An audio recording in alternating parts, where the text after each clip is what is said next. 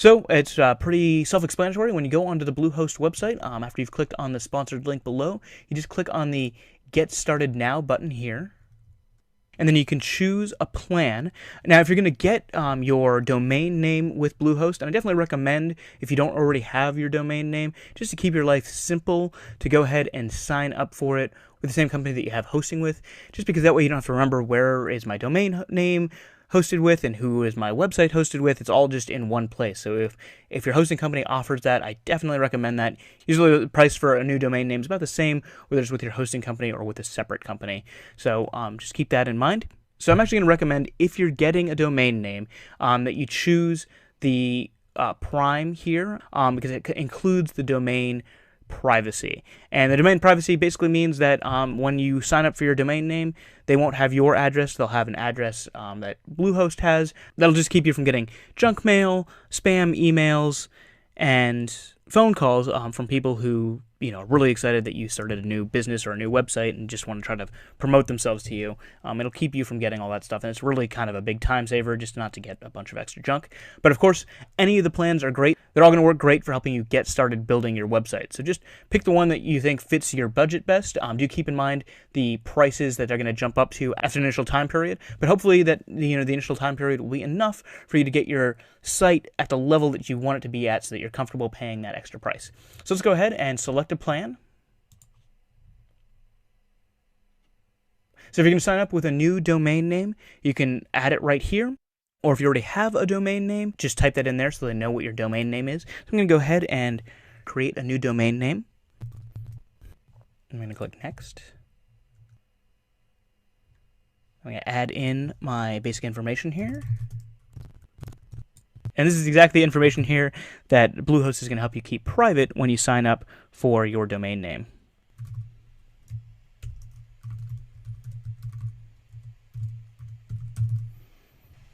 And then just confirm your plan here. And to get the sort of maximum benefit from the pricing, you do need to pick 3 years. I'm actually just going to pick 12 months. I'm going to go ahead and leave the default settings. And then all you've got to do is just enter in your credit card information and click Sign Up. Okay, and then let's go ahead and create a password for your account. I use LastPass to manage all my passwords, and I think that's a really good idea for you to use some sort of password management system. I like LastPass. It's the one I started with, but there's other great options like 1Password and some other ones. And then I'm just going to use it to generate a password for me. Go ahead and enter that in. Agree to the privacy policy again.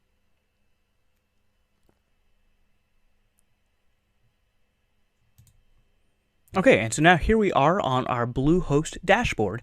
The next thing we want to do is go ahead and set up WordPress so that we can start building our website. Bluehost and most hosting companies these days make it really easy to get WordPress installed because they know so many people are eager to get started building their website with WordPress. Okay, so to get started, just go ahead and click on the Get Started button right here. I'm going to turn off these plugins that they want to automatically install for you. I don't think you need them. And then down here, these are some options that you can use where they'll install WordPress and configure it for you. But the whole reason why you're watching this video is because I'm going to show you how to do it. So it's a great savings right there. Now, if you just signed up for Bluehost and you're eager to get started on your website, just know that it might take some time for your domain name to fully propagate across the internet, basically to fully get set up. So if you're eager to just get started right now,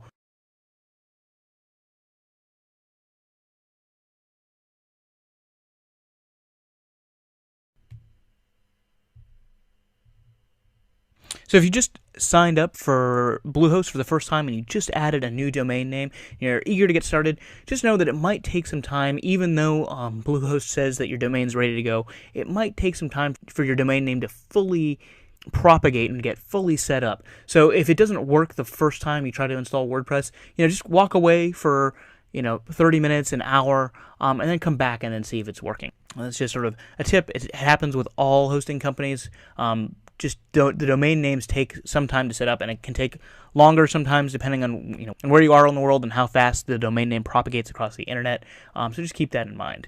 And down here we've got a marketplace with a bunch of different themes, but I already have a great recommendation for a theme that we're going to install later on in this series. So we're going to go up here where it says installation complete, and we're going to click here to view our credentials. And we've got this message here that says your installation was successful, and we can access our website here using this link here, and we just want to make sure you remember that URL because you're going to be able to use that URL later to access your site. And then we've got our username that we signed up with and our password here. So let's go ahead and go to the back end of our WordPress website. So let's click on this. As I said before, you're going to want to remember this. Actually, you don't need 2 slashes, you just need 1 slash. So it's going to be your domain name / wp-admin, and that's how you're going to log into the back end of your site. And we're going to use that email address and password that we set up. Click login. And since we're watching this video and I'm guiding you guys through this whole process, this is sort of a tutorial that you can go through that Bluehost has set up, but you don't need that because I'm going to show you how to do everything that you need. So just click on this I don't need help. Okay, so here we are on our dashboard. We've got an ad up here for help, which I guess is through Bluehost. So if you wanted that, you can just close it by clicking this close button right here. And then we've got just a few settings that we want to adjust on our website. Typical WordPress installs don't have this marketplace. This is something added by Bluehost, and we're going to use our own theme and our own setup, so we don't need to worry about anything in the marketplace there. So let's see which plugins Bluehost has installed for us. Okay, so under our plugins here, there's a few things we can get rid of. So we can get rid of this Hello Dolly plugin. The Jetpack plugin is something you may or may not want. So you can choose to leave it in here or deactivate it and add it in later. We're not going to discuss that in this series. It's not something I personally use, but there are a lot of benefits to it if you're interested in it.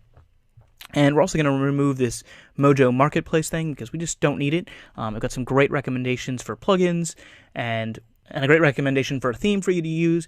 And the great thing about WordPress is that there's just so many options out there and so many great tools, and you've got access to them just through the regular internet. So we're going to go ahead and remove that.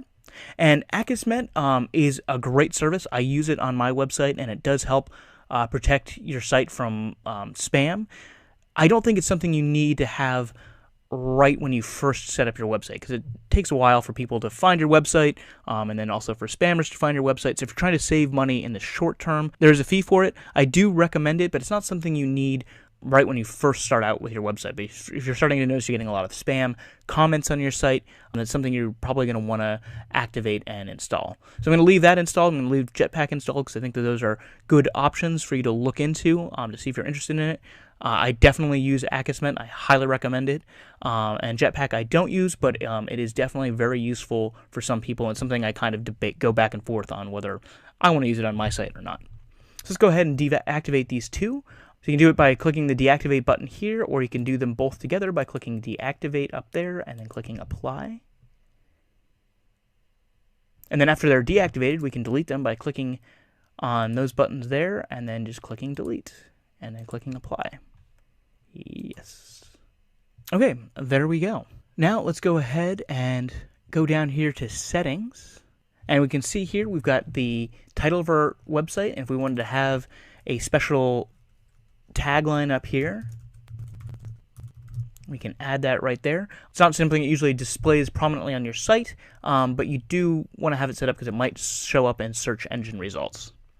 And then whenever you change settings in WordPress, you always want to make sure you scroll down to the bottom and click the Save Changes button. So the next thing we want to do is we want to go down here to permalinks. This is probably the most important setting to change on your website. This is going to really help your search engine optimization automatically. And what we want to do is we want to change it to post name. And what that's going to do is when you create a new page or a new post on your website, it's going to use your URL and then plus basically the name of your post or page right up here. And if you created a great title for your post, one that's got search terms built into it, it's going to help search engines to find that content on your site. So it's really important to make this change. So click on post name here and then click Save Changes. Okay, and then that's it. Now we've got the basic setup for WordPress and we're ready to install our theme.